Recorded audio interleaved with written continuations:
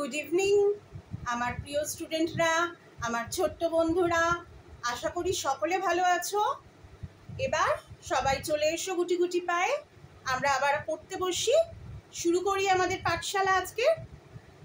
আমি গতকাল আরেকটি কথা বলে নিই, তোমাদের সমস্ত গার্জিয়ানদের, পেরেন্টসদের উদ্দেশ্যে আমার সশ্রদ্ধ প্রণাম।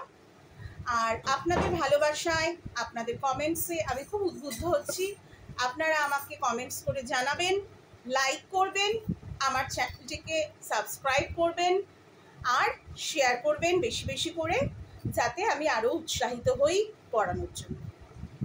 আচ্ছা, আমি গতকাল ক্লাস 5-এর একটি পাঠ্য পড়িয়েছিলাম, নয়ন ছাতি, শরৎচন্দ্র চট্টোপাধ্যায়ের লেখা। আশা করি তোমাদের বুঝতে কোনো অসুবিধে হয়নি। কোথাও কোনো সমস্যা হলে, বুঝতে অসুবিধা হলে তোমরা নিশ্চয়ই আমাকে জানাবে। হ্যাঁ, আচ্ছা, আজকে আমি একটু আমার ফোন নাম্বারটাও বলে দিই। আমার ফোন নাম্বারটাই আমার হোয়াটসঅ্যাপ নাম্বার, এখানেও আমাকে ফোন করে পেতে পারো। আমার ফোন নাম্বার হলো 9874948168। আবার বলছি, 9874948168। এই নাম্বারটিতে ফোন করে সরাসরি আমার সঙ্গে যোগাযোগও করতে পারো, আমাকে হোয়াটসঅ্যাপেও মেসেজ করে জানাতে পারো কোনো সুবিধা বা কিছু জিজ্ঞাসা থাকলে। কেমন? ঠিক আছে, তাহলে আজকে আমরা শুরু করি। আমরা নয়ন ছাতি পড়ছিলাম।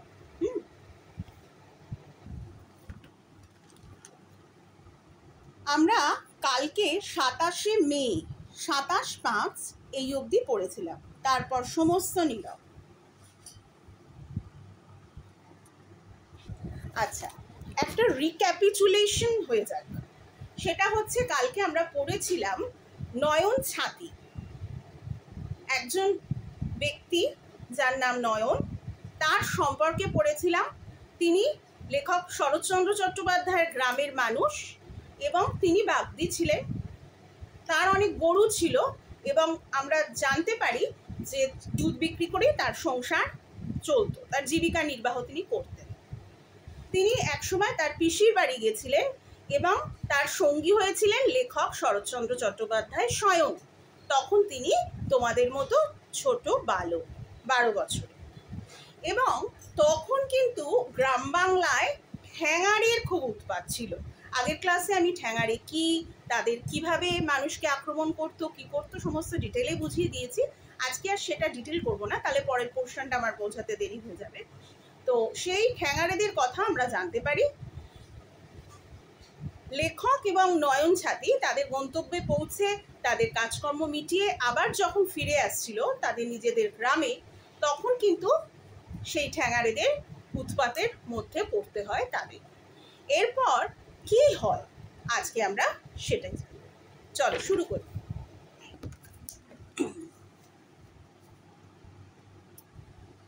নয়নদা স্তব্ধ হয়ে দাঁড়িয়ে বললে, যা, শেষ হয়ে গেল। কি শেষ হলো নয়নদা? একটা মানুষ। বলে কিছুক্ষণ চুপ করে দাঁড়িয়ে সে কি ভাবল। তারপরে বললে, চলো দাদা ভাই, আমরা একটু সাবধানে যাই। গরু, আমি ও নয়ন চাঁদ তিনজনে ধীরে ধীরে এগোতে লাগলাম। ভয় আমার পা কাঁপছে, নিঃশ্বাস ফেলতে পারিনি এমন অবস্থা। মানে ব্যাপারটা তোমরা একটুখানি চিন্তা করে দেখো। মানে জঙ্গলের পথে সন্ধ্যা উতরে গেছে, এমন সময় তারা জঙ্গলের পথ ধরে বাড়ি ফিরছে, গ্রামের কাঁচা রাস্তা, এবং তার চোখের সামনেই তারা বুঝতে পারছে যে ঠ্যাঙাড়েদের আক্রমণে একজন মানুষ মারা গেল। তখন লেখক ঠিক বুঝতে পারেননি, কারণ তোমাদের মতো ছোট ছিল, সে ছোট মানুষ। কিন্তু নয়ন ছাতে বুঝতে পেরেছিল যে ব্যাপারটা কি ঘটেছিল। এই রকম একটা সময়ের কথা নিজেকে সেখানে রেখে ভাবো যে কি অবস্থা। হ্যাঁ, তিনজনে ছিল। কে তিনজন? তার মধ্যে একজন হচ্ছে অবলা প্রাণী, গরু, আর আমি মানে লেখক স্বয়ং শরৎচন্দ্র চট্টোপাধ্যায় এবং নয়ন চাঁদ, তিনজনে ধীরে ধীরে আস্তে আস্তে এগোতে লাগলো। এবার লেখক তো এটুকু বুঝতে পেরেছেন যে ঠ্যাঙাড়েরা এসে গেছে, তাই জন্য ভয়ে লেখকের, আমার বলতে লেখকের পা কাঁপছে, নিঃশ্বাস ফেলতে পারছেন না এমন অবস্থা, এত ভয় পেয়ে গেছেন। স্বাভাবিক কথা, এক ধরনের দস্যু ডাকাত গ্রাম বাংলার, তাদের এরকম সাংঘাতিক অত্যাচার, মানুষকে মেরে ফেলছে এমন অবস্থা, সেই অবস্থার মধ্যে পড়েছেন। তখন কি অবস্থা হয় মানসিক এবং শারীরিক, সেইটার ব্যাপারটা বুঝে লেখকের হাত পা তখন কাঁপছে। এরপর দেখো, আমরা আরও খানিকটা এগিয়ে এসে দেখি একটা লোক উপর হয়ে রাস্তার ধুলোয় পড়ে। অল্প স্বল্প চাঁদের আলো তার গায়ে লেগেছে। নয়নদা ঝুঁকে দেখে হায় হায় করে উঠল। তার নাক দিয়ে, কান দিয়ে, মুখ দিয়ে রক্ত পড়ছে। শুধু পা দুটো তখনও থরথর করে কাঁপছে। মানে ভাবো, চিন্তা করো, মানে কতটা সাংঘাতিকভাবে মানুষকে মারলে, নিরীহ মানুষের ওপর কতটা অত্যাচার করলে এরকম হয় যে মানুষটাকে উপুর হয়ে তখনও পড়ে আছে, চাঁদের আলো তার গায়ে লেগে আছে, সেখানে নয়নদা ঝুঁকে দেখছে যে কোনো অংশ দিয়ে যে রক্ত বার হচ্ছে না, মানে এমনভাবে মানুষটাকে মেরেছে যে নাক দিয়ে, কান দিয়ে, মুখ দিয়ে রক্ত পড়েছে, আর পা দুটো তখনও থরথর করে কাঁপছে। এবার দেখো কি অসহায় একটা মানুষকে মেরেছে আর কতটা নির্মম। দেখো, কাঁধের ভিক্ষের ঝুলিটা তখনও কাঁধে, কিন্তু চালগুলো ছড়িয়ে পড়েছে ধুলোয়। হাতের একতারাটি লাঠির ঘায়ে ভেঙে চুরে খানিকটা দূরে ছিটকে পড়ে আছে। মানে ভাবতে পারছো, যেটা দেখছি সেটা হচ্ছে একজন, বুঝতে পারছো, ভিক্ষুক, হাতে ভিক্ষার ঝুলি, তাতে ভিক্ষায় উপার্জিত কয়েকটা চাল, সেই চালটাও মাটিতে লুটিয়ে পড়ছে, তাকেও ছাড়েনি। একজন ভিক্ষুক, তার কাছে যা আছে সেটা কেড়ে তো নিয়েইছে, সেটা কেড়ে নিয়ে কিছু না পেয়ে শুধুমাত্র তাকে মেরে দিয়ে অত্যাচার করে চলে গেছে, এতটাই নেই। এরপর দেখো, নয়নদা সোজা হয়ে উঠে দাঁড়ালো, বললে, ওরে নারকী, নরকের কীট, তোরা মিছি মিছি একজন বৈষ্ণবের, দেখো উচ্চারণ দেখো, বয়ইকার মধ্যেন্নস্ব দন্তের ন, মধ্যেন্ন কিন্তু এটা, হ্যাঁ, বৈষ্ণবের, বয়কার র, বৈষ্ণবের প্রাণ নিলি, ইচ্ছে করে তোদেরও এমনি ঠেঙিয়ে মারি। মানে এটা নয়নদা সোজা হয়ে উঠে দাঁড়িয়ে বললে, কাদের বললে? বললে হচ্ছে ওই ঠ্যাঙাড়েদের বললে, তারা ততক্ষণে সরে পড়েছে সেখান থেকে, যে ওরে নারকী, মানে নরকে যারা বাস করে।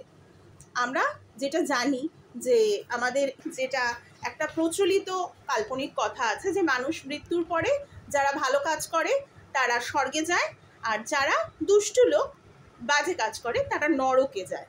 মানে এরা হচ্ছে নরকের কীট, মানে নরকেরও অধম। হ্যাঁ, এরকম মানুষ বলার অযোগ্য এরা কি করেছে, যে একটা বৈষ্ণব মানুষ, বৈষ্ণব যে ধর্মে, যে শুধু ভিক্ষা করে তার জীবিকা নির্বাহ করে, তাকেও ছাড়েনি, তাকেও মেরেছে এরকমভাবে। তাই নয়ন ছাতি বলল যে ইচ্ছে করে তোদেরও, মানে ঠ্যাঙাড়েদেরও এমনি করে ঠেঙিয়ে মারি। এবার গাছের আড়াল থেকে জবাব এলো, ধর্ম কথা শোনাতে হবে না, পালা পালা। কথা তার শেষ হতে না হতেই নয়ন যেন বাঘের মতো গর্জে উঠল, বটে রে হারামজাদা, পালাবো তোদের ভয়ে? শেতলার নয়ন ছাতি আমি, আর কেউ নয়। বলি, নাম শুনেছিস না এমনি লাঠি হাতে ভিখিরি মেরে বেড়াস? মানে কি প্রবল বীর, প্রতাপশালী একজন পুরুষ মানুষ, একজন বীর মানুষ, যিনি বলছেন, একা আছেন, সঙ্গে একটা বাচ্চা ছেলে, তখন লেখক তো বাচ্চা, তোমাদের মতো বালক, তাকে সাথে নিয়ে বলছে, মানে দূর থেকে ঠ্যাঙাড়েরা লক্ষ্য করেছে, ওরকমভাবে দেখেছে, দেখে বলছে পালা পালা, প্রাণ নিয়ে পালা। কিন্তু নয়ন বলছে, আমি তোমাদের ভয় পাই? সামনে এসো, সামনে এসে দেখো, আমি নয়ন ছাতি, কাউকে আমি ভয় পাই না। শুধু কি এরকম নাম শুনেছিস আমার, নাকি লাঠি হাতে শুধু ভিখিরি মেরে বেড়াস? এর পরের অংশ, কোনো জবাব নেই। পথের উপরে 2-3 গাছা পাবড়া পড়েছিল।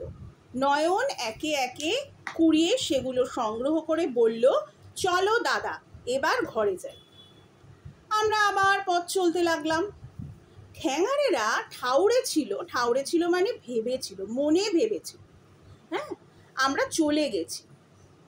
নিশ্চিত হয়ে ফিরে এসে সেই মৃত ভিখিরির ট্যাঁক হাতড়ে ঝুলি ঝেড়ে খুঁজে দেখছিল কি আছে। হঠাৎ একজনের চোখে পড়ল অনতি দূরে গাছের আড়ালে দাঁড়িয়ে নয়ন। সবাই চেঁচিয়ে উঠল, কে দাঁড়িয়ে ওখানে? আমি নয়ন ছাতি, অমনি দাঁড়িয়ে থাক, ছুটে পালাবি কি মরবি? নয়ন ছাতি, ওর ঠ্যাংরারা ভেবেছিল নয়ন ছাতি বেরিয়ে গেছে, বাচ্চা ছেলে ওকে নিয়ে বেরিয়ে গেছে, কোনো ভয় নেই, চিন্তা নেই। কিন্তু ওরা তো লুকিয়ে দেখছিল, নয়ন ছাতি তো গাছের আড়ালে দেখছিল। এবার ঠ্যাঙারিদের এমনই অবস্থা, ওরা ফিরে এসে আবার কি করেছে, ভিখিরিটার ঝুলি টুলি ট্যাঁক মানে এরকম জায়গা আর কি, কোমরের এই জায়গাটাকে ট্যাঁক বলে, এখানটাকে ঝুলিতে কোনো পয়সা টাকা করি সে পেয়েছে কিনা সেটা দেখছে, তাহলে সেটাও নেবে ভিখিরির কাছে। ওই সময় নয়ন ছাতি তো লক্ষ্য করছে, এবার একজনের চোখে পড়েছে যে একজন দেখছে কে দাঁড়িয়ে। তখন নয়ন ছাতি চিৎকার করে উঠেছে যে আমি নয়ন ছাতি, যেরকম ওখানে দাঁড়িয়ে আছিস সেখানে দাঁড়িয়ে থাক, ছুটে পালাবি তাহলে মরবি আমার হাতে। বুঝতে পারছো কি প্রবল পরাক্রমী, প্রবল সাহসী, প্রবল মনের জোর একজন সাধারণ মানুষ নয়ন ছাতি। এরপর দেখো, কিন্তু কথা শেষ না হতেই অনেকগুলো পায়ের ছোটাছুটি শুনতে পেলাম এবং প্রায় সঙ্গে সঙ্গে অস্ফুট আর্তস্বর। আগের দিন আমি বলেছিলাম রয়ের উচ্চারণ, এখানে রটা এইভাবে গেছে, হ্যাঁ, আর্তস্বরে কেঁদে উঠে কে যেন হুড়মুড় করে একটা ঝোপের ওপর পালিয়ে গেল। নয়ন চেঁচিয়ে বললে, এক ব্যাটারে পেয়েছি দাদা ভাই, আরগুলো পালালো। নয়ন দাঁত কড়মড় করে বললে, এবার তেমনি করে শো, যেমন করে বৈষ্ণব ঠাকুর শুয়ে থাকতে দেখলাম, এবং নিজে সে শোবার পূর্বেই প্রচণ্ড গোটা 2-3 লাথি পিঠে মেরে পথের ধুলোর পরে লুটিয়ে দিল। নয়ন যে অত প্রবল পরাক্রমী মানুষ সেটা ঠ্যাঙারিরা বুঝতে পেরেছে। আসলে ঠ্যাঙারাদের দেখে তো সবাই ভয় পালিয়ে যায়, হ্যাঁ, ওদের দেখলে, ওদের নাম শুনলে লুটেরা, ডাকাত, দস্যু ভয় পালিয়ে যায়, কেউ বুক চিতিয়ে সামনে এসে দাঁড়ায় না। কিন্তু মানে নয়ন ছাতি এমনই সাহসী বীর যোদ্ধার মতো মনের জোর নিয়ে সামনে এসে দাঁড়িয়েছে যে এই অন্যায়ের প্রতিকার করবে। এত নিরীহ মানুষকে মেরে ফেলছে, হ্যাঁ, শুধু টাকা পয়সা নিয়ে ছেড়ে দিচ্ছে তা নয়, প্রাণে মেরে দিচ্ছে, সেই জন্য কিন্তু আজকে তার একটা বিহিত করবেই। এটা তো ভাবতে পারছো যে একজন ভিখিরি, তাকেও ছাড়েনি, হ্যাঁ, নিরীহ মানুষ, তাকেও ছাড়েনি। সেই জন্য নয়ন ছাতিকে দেখে এরকম অনেকে হুড়মুড় করে ঝোপের মধ্যে পালিয়ে গেছে। একজনকে ধরতে পেরেছিল নয়ন ছাতি, তাকেই ধরেছে আর বলেছে যে দাদাভাই দেখ, দাদাভাই মানে সম্বন্ধ করে বলছে আর কি লেখককে, দেখ একজনকে পেরেছি। এবার কি বললো, দাঁত কড়মড় করে, মানে রেগে একজনকে পেয়েছে, তার ওপরই প্রতিশোধের আগুন জ্বলছে। বলছে এবার যেরকম করে বৈষ্ণব ঠাকুরকে, মানে যে ভিখারি বৈষ্ণব ঠাকুর, তাকে যেভাবে শুয়ে মেরেছিস ঠিক সেভাবে তুই শো, মানে দস্যুটাকে বললো নয়ন ছাতি। এবার যেই শুতে গেছে, ভাবো ওদের প্রাণেও কত ভয় থাকে, হ্যাঁ, যেমন পুলিশের মতো, যেমন চোরেরা চুরি করে, ডাকাতেরা গুন্ডামি করে, কিন্তু যেই দেখবে পুলিশ আসে, থানায় খবর দেওয়া হয়, পুলিশ আসে, পুলিশের গাড়ির সাইরেন শুনি, পুলিশ আসলেই ওরা একদম কেঁচো হয়ে গুটিয়ে যায়। সেই রকম আর কি ব্যাপার। ও যখন এরকম বুক চিতিয়ে সাহসী হয়ে দাঁড়িয়েছে তখন ও সব পালাচ্ছে আর কি প্রাণ ভয়। এবার যেটাকে পেয়েছে সেটাকে যেই শুতে বলছে, সে একেবারে আদেশ শিরোধার্য করে শুতে যেই যাচ্ছে, অমনি দুম দাম করে একেবারে লাথি মেরে দিয়েছে। লাথি পিঠে মেরে পথের ধুলোয় লুটিয়ে দিল একদম, এত গায়েস। এইবার শোনো, লোকটা লাথি খেয়ে সেই যে শুয়ে পড়েছিল আর নড়ে চড়েনি, প্রাণ ভিক্ষেও চায়নি, একটা কথা পর্যন্ত না। নয়ন তখন হেঁট হয়ে তার নাকে হাত দিয়ে বললে, না, মরেনি, অজ্ঞান হয়ে আছে, জ্ঞান হলে আপনিই ঘরে যাবেন। অর্থাৎ কি না, ওর লোকটাকে এমনভাবেই লাথি মেরেছিল, এমনই প্রবল পরাক্রমে লোকটা পড়ে যে গেছে মাটিতে আর নড়ে চড়েনি, মানে দস্যুটা, মানে আমরা যেটাকে ঠ্যাঙাড়ে বলছি সেই এক। প্রাণ ভিক্ষাও চায়নি যে আমাকে ছেড়ে দাও, আমাকে মেরো না, এটা হচ্ছে প্রাণ ভিক্ষে চাওয়া, নিজের প্রাণের ভিক্ষে চাওয়া, হ্যাঁ, প্রাণে মেরো না সেটাও চায়নি, কথা বলেনি। তখন নয়ন কি করেছে, নয়নের সন্দেহ হয়েছে কি ব্যাপার, তখন হেঁট হয়ে নাকের কাছে হাত দিয়ে, অনেক সময় দেখো মানে দেখবে যে অনেক মুমূর্ষু ব্যক্তি যখন, তোমরা ছোট মানুষ দেখোনি হয়তো, সিনেমায় দেখতে পারো কখনো, যে ডাক্তারবাবুরা এসে কি করছেন, স্টেথো দিয়ে বুক দেখছেন, খুব বয়স্ক মানুষ, তাদের নাকের কাছে হাত দিয়ে দেখছেন যে নিঃশ্বাসটা পড়ছে কিনা, তার মানে প্রাণে বেঁচে আছে কিনা। নয়ন ছাতিও ঠিক সেই একই রকম জিনিস করলো, যখন কোনো সারাসুরি নেই, কিছু নেই, নাকের সামনে হাত দিয়ে দেখছে, মানে কি নিঃশ্বাস পড়ছে কিনা, মানে বেঁচে আছে কিনা প্রাণ, কিন্তু দেখলো হ্যাঁ নিঃশ্বাস পড়ছে, তার মানে কি অজ্ঞান হয়ে আছে, মারা যায়নি। তখন লেখককে বললেন চলো দাদা আমরা ঘরে যাই, অনেক দেরি হয়ে গেছে, ঠাকুমা ভাবছে। খানিকটা পথ চলার পর জিজ্ঞেস করলাম, আচ্ছা নয়নদা, ওরা ফিরে গিয়ে আবার তো মানুষ মারবে? নয়ন বললে, না দাদা, আর মারবে না, আমি বেঁচে থাকতে এ কাজ এরা আর কখনো করবে না। দেখো নয়ন ছাতি কি সুন্দর একজন সাধারণ গ্রামের মানুষ হয়ে তথাকথিত শহুরে বা শিক্ষিত মানুষ নয়, কিন্তু সাধারণ গ্রামের নিম্ন মধ্যবিত্ত রোজগারের রুটি রুজি যার গরু দুধ বেচে হয়, সেই মানুষ কিন্তু অন্যায়ের বিরুদ্ধে অতগুলো দস্যুর বিরুদ্ধে একা লড়ে গেছে। তাই এই গল্পের মূল চরিত্র, প্রধান কেন্দ্রীয় চরিত্র নয়ন ছাতি, এবং সেই জন্য গল্পের নামও কিন্তু নয়ন ছাতি। আর লেখক শরৎচন্দ্র চট্টোপাধ্যায় এই যে নয়ন ছাতি নামটা লিখেছেন, সেই নয়ন ছাতি নামটা একদম সার্থক হয়েছে, ঠিক আছে। এবার তোমাদের এখানে যে শব্দার্থ, টিকা এগুলো রয়েছে, সেগুলো তো তোমরা পড়বেই, সেগুলো তৈরিই করবে, গল্পের মূল ভাব লেখা রয়েছে, যে ঠ্যাঙাড়েদের জব্দ করেছিল, এগুলো তো তোমরা পড়বেই, এবং আশা করি যে আমার পড়ানোটা বুঝতে অসুবিধে হবে না। আর প্রত্যেকটা লাইন বারবার করে রিডিং পড়বে, এখান থেকে কিন্তু যে কোনো জায়গা থেকে প্রশ্ন উত্তর আসবে। তোমাদের গল্পের বইয়ের পেছনে অনেক অনুশীলনীর প্রশ্ন উত্তর রয়েছে, অনেক রয়েছে, হ্যাঁ, কিন্তু তার সত্ত্বেও ভেতর থেকে উদ্ধৃতাংশ তুলে অনেক ছোট প্রশ্ন আসতে পারে। যেমন ধরো আমি যেরকম বলছি,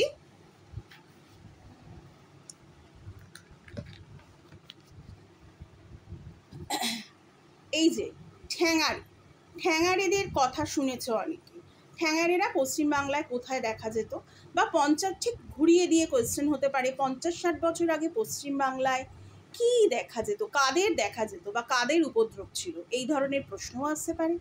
আবার আসতে পারে পশ্চিমবাংলার কোন কোন জেলার মধ্যে ঠ্যাঙাড়েদের উপদ্রব বেশি ছিল, এই ধরনের প্রশ্নও আসতে পারে। হ্যাঁ, এবার তারপরেই হচ্ছে ঠাকুমাদের মুখে শুনেছি পথ চলাচলের কোনো পথই সন্ধ্যার পথিকের পক্ষে নিরাপদ ছিল না, তখন সন্ধ্যার পরে পথিকের পক্ষে পথ নিরাপদ ছিল না কেন, এটাও প্রশ্ন আসতে পারে। দুর্বৃত্ত কাদের বলা হয়েছে, লোভী নির্দয় কেন তাদের লোভী নির্দয় বলা হয়েছে, লোভী নির্দয় কারা ছিল। আচ্ছা, এইবার যেটা প্রশ্ন আসতে পারে যে তাদের কাজ কি ছিল, তারা কি করতো, দল বেঁধে পথের ধারে ঝোপঝাড়ে লুকিয়ে থাকতো, হাতে থাকতো বড় বড় লাঠি এবং কাঁচা বাঁশের ভারী ছোট ছোট খেটো, তাকে বলতো পাবড়া। আবার এরকমভাবে না দিয়েও বলতে পারে পাবড়া কাকে বলে, তখন ঠিক একই রকম লিখবে যে পাবড়া হচ্ছে এইটা, এবং এটা এই দুর্বৃত্ত মানে তখন এই ঠ্যাঙাড়েদের হাতে থাকতো, এই হচ্ছে। তারপরে কি করতো পাবড়া দিয়ে, পাবড়া হচ্ছে পথিক চলে গেলে তার পা লক্ষ্য করে পিছন থেকে ছুঁড়ে মারতো পাবড়া, এবং অব্যর্থ সেই সন্ধান এটা না লিখে লিখবে যে ছুঁড়ে মারতো পাবড়া, অতর্কিতে পায়ে চোট খেয়ে পথের ধারে যখন, নিজের ভাষায় গুছিয়ে লিখবে। আমার বক্তব্য হচ্ছে তুমি ব্যাপারটা পড়ে নেবে, পড়ে নিয়ে আমার বক্তব্য হচ্ছে তুমি গোটা গল্পটা পড়ে নেবে, গোটা গল্পটা পড়ে নিয়ে নিজের ভাষায় সহজ সরল সাবলীল ভাষায় অর্থটা লিখতে চেষ্টা করবে।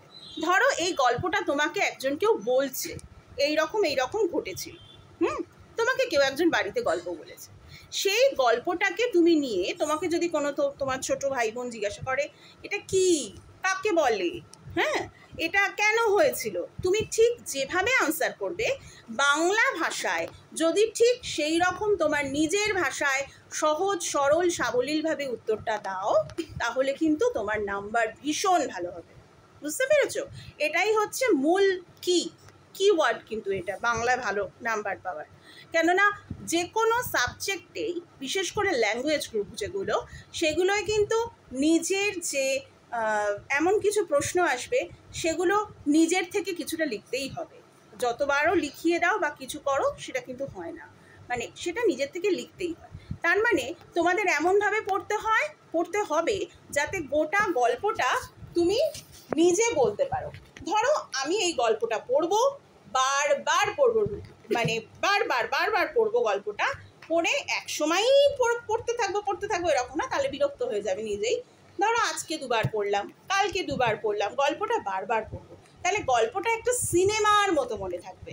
বুঝতে পেরেছো? একটা সুন্দর সিনেমা দেখলে আমাদের যেমন, কোনো ভালো সিনেমা দেখলে আমাদের যেমন মনে থাকে, সেরকম মনে থাকবে। সেইভাবে গল্প পড়তে পড়তে গল্পটা তোমাদের বোঝা হয়ে যাবে যে কোন সিকোয়েন্সের পর কোন সিকোয়েন্সটা আসছে, কোন ঘটনাটার পর কোন ঘটনাটা ঘটেছে। হ্যাঁ, আচ্ছা, এবার চলো হচ্ছে এই যে প্রাণ দিয়েছে নিজের লোককে দেখেছি, কিন্তু একদিন এই দশা ঘটতো কিন্তু ঘটতে পেলে না, একদিন আমার নিজেরও হয়তো ওই দশা ঘটতো কিন্তু ঘটতে পেলে না, লেখকের সঙ্গে কি হয়েছিল, এটা একটা প্রশ্ন আসতে পারে ভেতর থেকে। সেই গল্পটা তখন তোমাকে এই ব্যাপারটা খুব ছোট সংক্ষেপে নিজের মতো করে বলতে হবে যে লেখক যখন খুব ছোট ছিলেন তখন তার গ্রামেই থাকতেন নয়ন ছাতি। একবার নয়ন ছাতি গরু আনতে তার পিসির বাড়ি গিয়েছিলেন এবং তার সঙ্গী হয়েছিলেন লেখক স্বয়ং। হ্যাঁ, এবার সেই পিসির বাড়ি থেকে ফেরার পথে, ওই যে পিসির বাড়ি গেল, গিয়ে ওখানে কি খেলো, ফলার খেলো, ওখানে শুলো, ঘুমোলো, তারপর এলো, এত কিছু ডিটেলে করতে হবে না, তখন কি বলতে হবে সংক্ষেপিত। গিয়েছিলেন ওখানে, গিয়ে কিসের জন্য গিয়েছিলেন, গরু আনতে, গরুকে সঙ্গে নিয়ে তারা যখন ফিরছিলেন, এইবার হবে ডিটেল। বুঝতে পেরেছো? তখন তুমি বলবে গরুকে নিয়ে যখন ফিরছিল তখন পথে সন্ধ্যা উতরে যায়, অন্ধকার হয়ে যায়, চাঁদের আলো ফিকে, এই সময় ঠ্যাঙাড়েদের উপদ্রব শুরু হয় বা ঠ্যাঙাড়েরা আক্রমণ করে। হ্যাঁ, এইভাবে বলতে হবে, তখন তোমাকে ঘটনাটা এইভাবে সাজিয়ে বলতে হবে। আচ্ছা, এরপরে এরকম ধরনের প্রশ্ন আসতে পারে। আচ্ছা, এই কটা প্রশ্ন আসবে। আচ্ছা, তাছাড়াও ছোট ছোট প্রশ্ন আসতে পারে, যেমন এমসিকিউ আমি আগে আলোচনা করলাম যে কত টাকা ঠাকুমা দিয়েছিল, কার বাড়িতে গিয়েছিল, আর পিসিমার বাড়ি কোথায় ছিল, জায়গাটার নাম কি, ছোট ছোট প্রশ্ন। হ্যাঁ, এখান থেকে কি খেতে দিয়েছিল দোকান থেকে কিনে, বাড়ির নিচে কি নদী ছিল, কে খেতে দিয়েছিল, কলা পাতায় খেতে দিয়েছিল কিসে, কি কি খেতে দিয়েছিল, এগুলো থেকে অসংখ্য ছোট ছোট প্রশ্ন আসতে কিন্তু পারে। আচ্ছা, আসার সময় তাদের কি ছিল হাতে, এইটাও থেকেও ছোট প্রশ্ন আসতে পারে। আচ্ছা, কিভাবে তারা এলো, এইভাবে করে তারপরে মূল ঘটনায় যাচ্ছে, গিয়ে এইদিকে এসো, কাকে মেরে ফেলা হয়েছিল প্রথমে, ঠ্যাঙাড়েরা কি কথা বলেছিল, এখান থেকে একটু ধীরে ধীরে চলে আসবে, এগুলো থেকে একটু বড় প্রশ্ন। গাছের আড়ালে থেকে নয়ন ছাতি কি বলেছিল, ছোট ছোট প্রশ্ন। হ্যাঁ, এখান থেকে ছোট ছোট প্রশ্ন আসবে এবং এই ছোট ছোট প্রশ্ন বারবার পড়ে নিয়ে নিজের ভাষায় উত্তর করবে।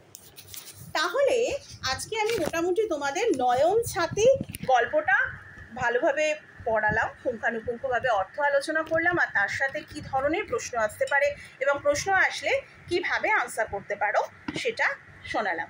আর একটা আমি তোমাদের কাছে বলবো যে এর পরের দিন আমি আমাদের সঙ্গী এই কবিতাটা পড়াবো, আর এই যে এর ভেতর থেকে যে ছোট ছোট প্রশ্ন, যদি কেউ আমার পার্সোনালে এসে হোয়াটসঅ্যাপে বা ফোনে জানতে চাও আমি সেটাও দিয়ে দেবো।